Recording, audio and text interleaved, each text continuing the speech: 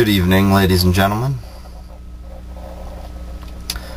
Now right there I already have to apologize because what I just did is divide my audience into two based on gender.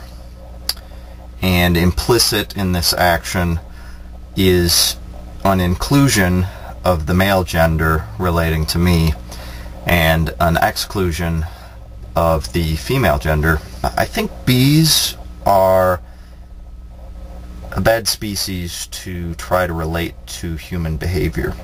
And the reason for this is that a colony of bees is essentially one entity. They are fully inclusionary within their hive. And the reason for this is that they genetically are the same. A whole colony functions as a single individual in a way because they are genetically all basically identical to their queen. And this is why they're so efficient, is because they basically see themselves as a single entity. And they function much like a military, a loyal military does, in that each individual ant knows that the survival of the colony as a whole is more important than their own individual survival. And so ants will throw themselves at great opposition, knowing they're doing what's right for the greater good. And this is also why their communication is so effective, is because they know each other as themselves.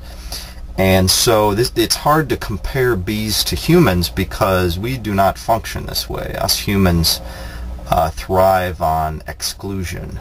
We thrive on separating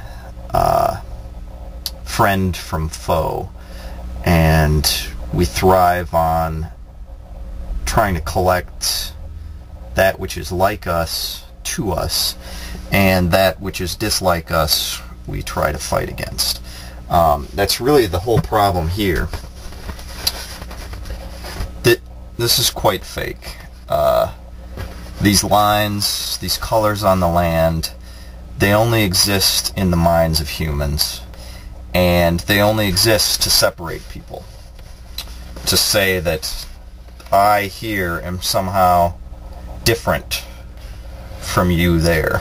I mean, it's the cause of pretty much all of our wars, is this difference. And of course resources come into play, natural resources. But this too is for the same reason, is because we want to secure these resources for ourselves and take them away from the others. More beautiful than this, with all of its little pastel colors of division. This, which I also got. Bigger. Don't worry, I'll speed this up.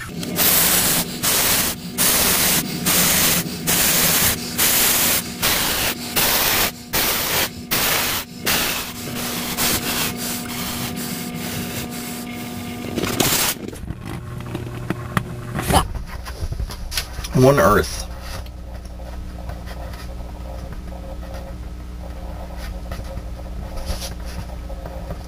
It's all green and tan. A little bit more beautiful image. Yeah, we'll edit that out.